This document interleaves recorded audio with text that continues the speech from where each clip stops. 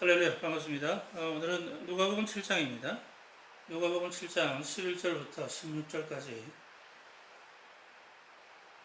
우리에게 주신 본문의 내용을 가지고 빨간색 신호등이라고 하는 말씀의 제목으로 함께 은혜를 나누고자 합니다. 인간은 아주 오래전부터 인간이 살아가는 데 있어서 조금이라도 더 편리하고 조금이라도 더 빠르게 이동할 수 있는 교통수단을 만들어서 원하는 목적지에 더욱 빠르게 가고 더욱 편하고 편리하게 가기 위해 다양한 교통수단을 만들어서 그 목적원대로 사용하고 있습니다. 그런데 조금이라도 더 빨리 달리고 보다 더 편리하게 사용하고자 만든 인간의 유익함을 위하여 만든 이 교통수단들 때문에 때로는 뜻하지 않은 사고와 사건들이 일어나게 돼서 많은 생명을 잃어버리기도 하고 그 누구도 원치 않는 불행한 일을 겪게 되기도 합니다. 그래서 이런 불행한 일을 막아보려고 또 그리고 원활하고 안전한 교통 상황을 이루고자 도로교통법을 만들게 됩니다. 회상에 필요한 법을 만들고 공중에서는 또 공중에 필요한 법들을 만들어서 사용을 하고 있습니다. 그래서 그 법을 통하여 정해진 법의 테두리 안에서 안전하게 운행하려고 서로가 이를 지키고 있죠. 그런데 이런 안전장치들 중에는 우리들의 삶에서 흔히 쉽게 볼 수 있는 도로에 있는 신호등이 있습니다. 이 신호등은 대단히 중요한 역할을 합니다. 특히 신호등의 세 가지 색깔 중에 정비를 의미하는 빨간색은 그 색깔의 파장이 굉장히 깁니다. 각각의 색깔마다 그 파장이 다 다릅니다. 그런데 이 빨간색의 파장은 굉장히 길어서 먼 곳에서도 아주 뚜렷하게 보이고 심지어는 생명인 사람까지도 쉽게 알아볼 수 있는 그런 색깔입니다. 그리고 이 빨간색은 피를 상기시켜서 공포감을 주는 자극적인 색깔이기도 하죠. 그래서 그랬을까요? 그래서 빨간색은 이러한 이유들로 인하여 자연스럽게 정지 신호로 사용하게 되었을 것입니다.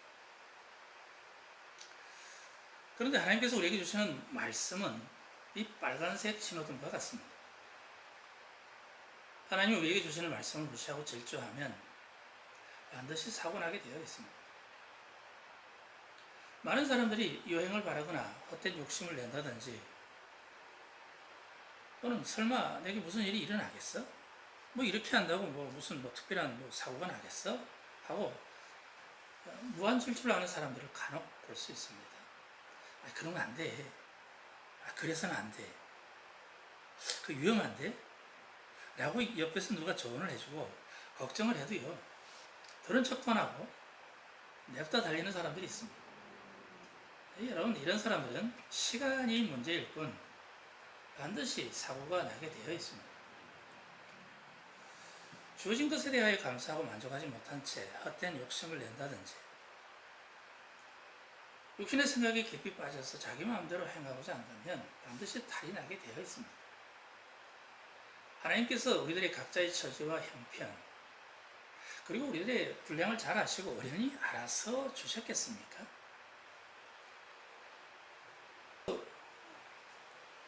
그럼에도 불구하고 만족하고 감사하지 못한 채 욕심을 내게 되면 너도 죽고 나도 죽는 대형 사고가 나게 되는 것입니다. 야고보서 1장 15절에서 말씀하죠. 욕심이 잉태한 적 죄를 낳고 죄가 장성한 적 사망을 낳느니라. 여러분, 욕심이 어디 사람을 죽이겠습니까?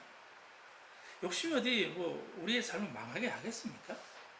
그런 것은 아니지만 그러나 사람이 욕심 속으로 깊이 끌려 들어가게 되면 그 욕심이 죄를 만들어내게 된다는 거예요. 그리고 결국은 망하게 되고 죽게 된다는 말씀이죠. 누구든지 처음 시작할 때는 작은 것으로 예사롭게 시작합니다. 그러나 듣고 마땅히 지켜야 하고 순종해야 할 말씀을 무시하고 심지어는 빨간색 신호등이 켜졌음에도 불구하고 냅다 달리게 되면 사고가 날 수밖에 없죠. 사고가 안 난다면 그게 이상한 거죠. 근데 여러분도 잘 아시는 바이지만 빨간색 신호등은 갑자기 곧바로 켜지는 게 아닙니다. 예비 신호인 황색 신호가 들어오면 대부분의 운전자들은 곧 빨간색 신호등이 켜질 것을 알고 미리 준비를 하게 됩니다. 그래서 빨간색 신호가 들어오면 운전자는 즉시 차를 멈춰서 운전자 자신뿐만 아니라 함께 탄 동승자의 안전까지도 지키고 목적지까지 편안하게 안전하게 가게 되는 것입니다. 하나님이 창조하신 첫 번째 아담과 하와는 이 빨간색 신호등과 같은 하나님의 말씀을 무시하고 그냥 냅다 달렸습니다. 창세기 2장 17절에 보면 선악을 알게 하는 나무의 열매는 먹지 말라. 네가 먹는 날에는 반드시 죽는다 라고 말씀하셨음에도 불구하고 하나님의 말씀을 무시했습니다. 죽을 수 있어 그러니 조심해 라고 한 게 아니라 반드시 죽는다 라고 말씀하셨고 먹지 말라 라고 말씀하셨거든요. 그럼에도 불구하고 알아듣지를 못한 것일까요? 아니면 용감해서 그럴까요? 아니요, 그렇지 않습니다. 다 알아들었습니다. 그럼에도 불구하고 하나님의 말씀을 무시하고 하나님의 말씀은 무시한 채 오히려 사단의 말을, 마귀의 말을 더 신뢰하고 마귀의 말에 넘어가고 말았습니다. 내 생명의 주인이시며 영원한 복과 평안을 주시는 하나님의 말씀은 우습게 여기고 오히려 마귀의 말을 듣고 그 꼬임에 넘어가고 마는 것입니다. 그 불순종의 결과는 고스란히 아담과 하와가 책임을 져야 했습니다. 그 결과는 참담했습니다.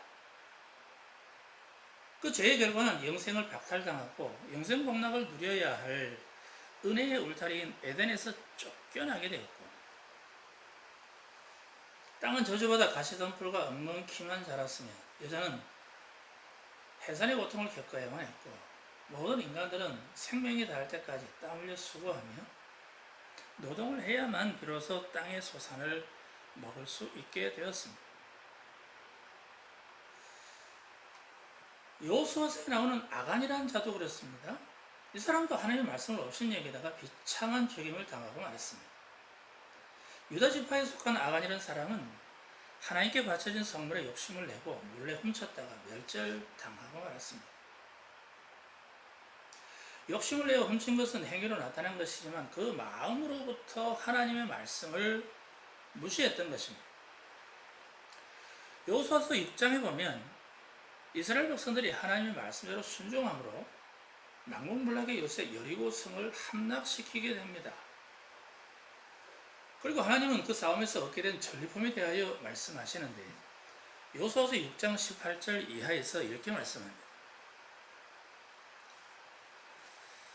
너희는 여리고성에서 취한 모든 것은 여호와께 바치되 그 바친 것 중에 어떤 것이든지 취하여 이스라엘의 고통이 되지 않도록 여호와께 바쳐진 물건에 손대지 말라. 그 모든 것들은 다 여호와께 구별된 것이니 그것을 여호와의 곳간에 드리고 절대로 손대지 말라라고 말씀하셨습니다. 물론 성경이 그대로 제가 읽어드린 건 아닙니다. 성경에 기록된 말씀을 이렇게 쉽게 우리가 이해할 수 있도록 제가 조금 더 쉽게 풀어서 말씀을 드린 것입니다. 하여튼 절대로 손대지 말라는 거예요. 그것은 여호와께 구별된 것이니 여호와의 곳간에 들이되 너희는 절대 손대지 말라. 그것으로 인하여 너희들에게 고통이 되지 않도록 손대지 말라고 말씀하셨거든요. 그러나 그럼에도 불구하고 하나님의 말씀보다 마음의 욕심이 앞섰던 아간, 하나님의 말씀을 무시한 채 한 사람의 불순종으로 인하여 이스라엘의 수많은 사람들이 죽임을 당하게 됩니다. 그리고 공동체 전체가 전쟁에 패하는 결과를 낳게 됩니다. 여리고성 함락이라는 것은 있을 수 없는 이야기입니다. 이스라엘의 힘으로는 도저히 상상조차 할 수 없는 난공불락의 요새, 그들의 힘으로는 도저히 도전조차 해볼 수 없는 아예 싸움이 안 되는 그런 싸움임에도 불구하고 하나님의 말씀에 순종할 때 하나님이 하라고 하시는 그 말씀대로 절대 복종하여 행할 때 그 여리고성은 이스라엘의 힘으로 무너뜨린 게 아니라 하나님의 전능하신 능력과 권세 앞에 무너지게 된 것이거든요. 그런데 그 이후에 하나님의 말씀에 불순종한 아간 한 사람으로 인하여 공동체 전체가 대패하고 맙니다. 여리고성 전투 그 이후에는 아이성이라고 하는 여리고성과 비교조차 할 수 없는 조그마한 성입니다. 그 성에서 대패했다니까 그 아간 한 사람 때문에 그렇게 된 거예요. 그리고 아간 자신도 하나님의 진노를 피하지 못하고 아굴 골짜기로 끌려가서 돌에 맞아 죽고 맙니다. 엘리 제사장의 아들들로서 제사장의 직분에 감당하고 있던 나답과 아비후도 마찬가지입니다. 하나님의 말씀을 가볍게 여기다 죽임을 당하고 말았습니다. 제사장의 직분, 제사장의 사명, 제사장이 반드시 지켜야 할 일들을 몰랐겠습니까? 율법을 통하여서도 분명히 알고 있고 그 아비 엘리 제사장을 통하여서도 누차 이야기했음에도 불구하고 듣지를 않았습니다. 아비의 말은 그렇다 치고 하나님의 말씀조차 우습게 여기고 지키지 않았습니다. 그렇게 그들은 하나님의 말씀을 가볍게 여기다가 다 죽임을 당하고 맙니다. 로마서 6장 23절에서 죄의 삭은 죄의 결과는 사망이다 라고 말씀합니다. 그래서 성경은 창세기부터 요한계시록까지 모든 인간은 죄와 허물로 죽었다 라고 말씀하는 내용입니다. 로마서 3장 10절에도 의인은 없나니 하나도 없다. 로마서 3장 23절에도 말씀하잖아요. 모든 사람이 죄를 범하였으며 모든 사람이 죄를 범하였다는 거예요. 모든 인간은 다 죄를 지었다. 그래서 하나님의 영광에 그 누구도 들어가지 못한다 라고 말씀하는 거예요. 근데 그 죄 싹스에 대한 것은 사망이다 라고 하나님이 분명하게 말씀하신 거예요.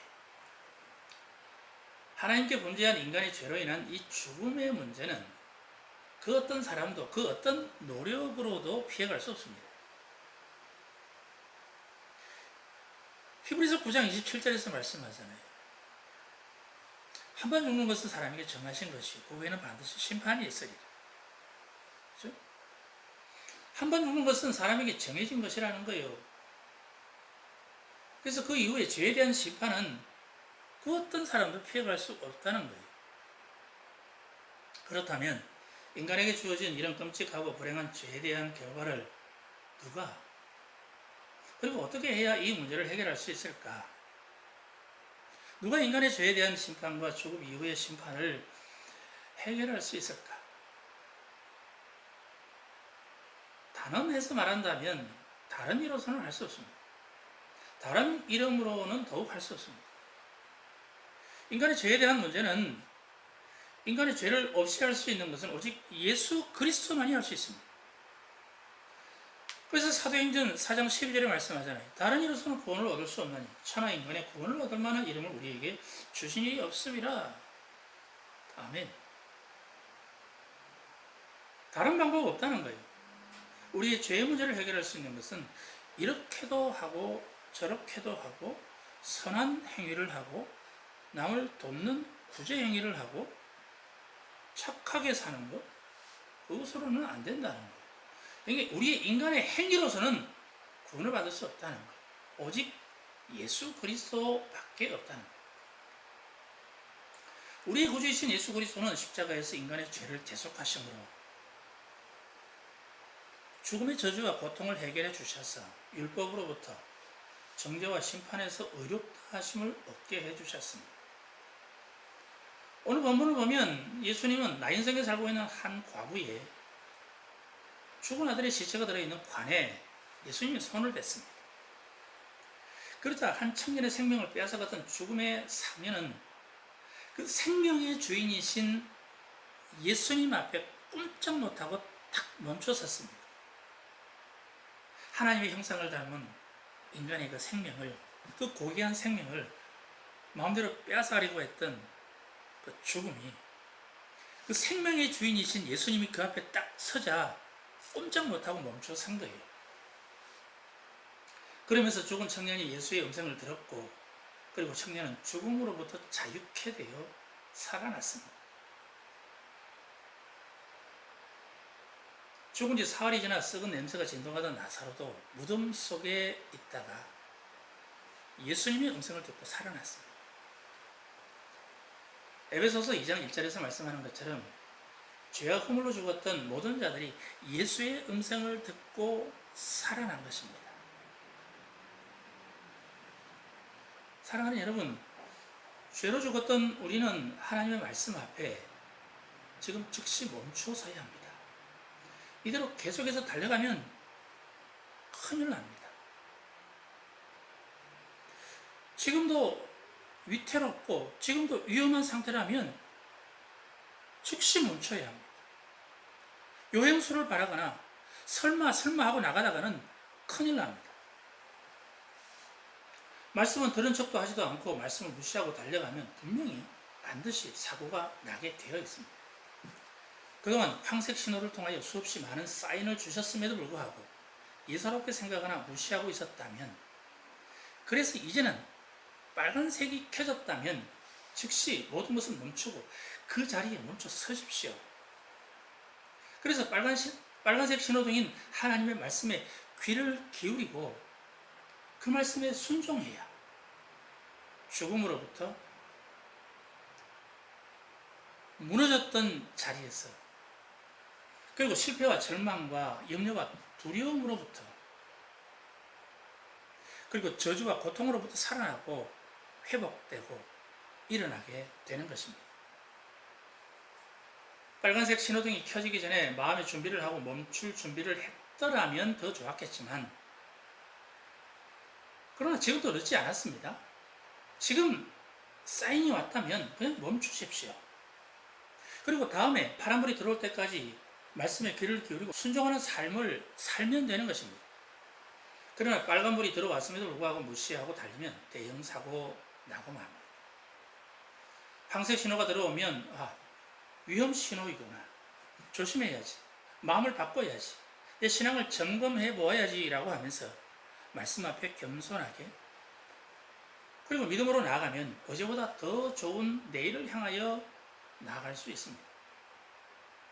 그리고 미리 준비하지는 못했을지라도 빨간불이 들어오면 이것저것 생각하지 말고 그냥 무조건 정지하면 됩니다.